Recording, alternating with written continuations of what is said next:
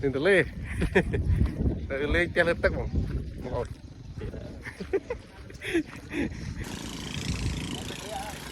làm lên tục và tục chán này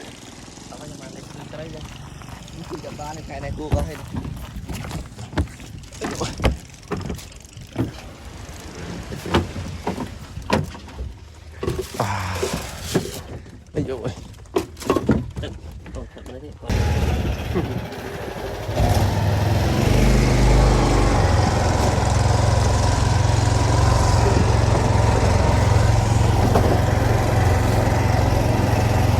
landscape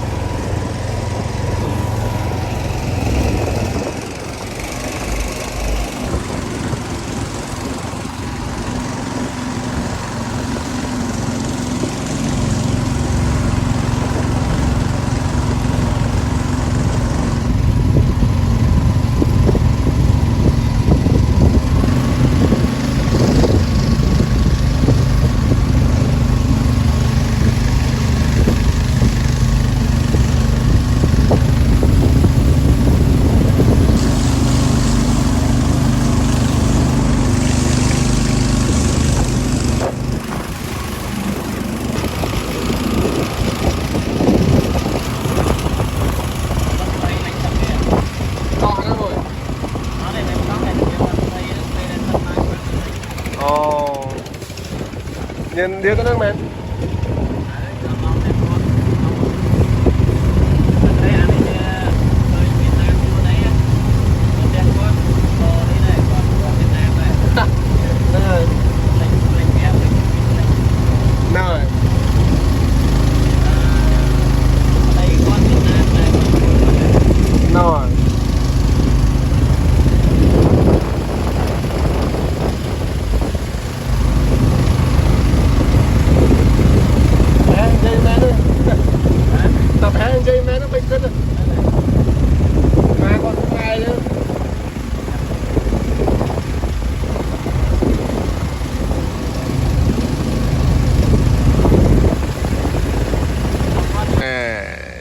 bắt đau hay là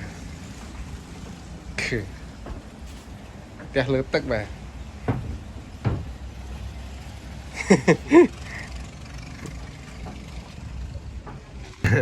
nè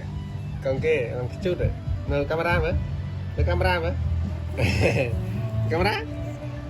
nhớ mũi chút khi camera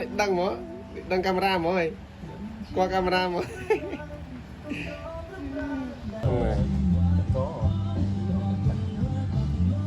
nè nhằm hộp mười thì phê cà phê cho môi bay thay tròn cà phê